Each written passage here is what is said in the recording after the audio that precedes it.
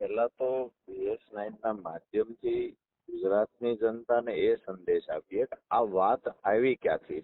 ત્યારે મોરબીની અંદર સ્થાનિક લોકોએ સત્તા પક્ષની સામે બળાપો કાઢ્યો. જી મોરબીના સ્થાનિક લોકો હતા, રહીશો હતા, એને ગટર ઉભરાવાથી લઈ, પાણી ભરાવાથી લઈ, સોસાયટીઓમાં ઘરમાં પાણી ઘૂસી જવાના પ્રશ્નને લઈ જી અને રોડ બ્લોક કર્યો અને એમને તંત્રને અને ધારાસભ્યને ચીમકી આપી કે અહીંયા પણ વિસાવદર વાળી થશે, તમે સુધરી જાઓ, જી. તમે અમારા પ્રશ્નનું તાત્કાલિક નિરાકરણ લાવો, નહીતર અહીંયા વિસાવદર વાળી થશે.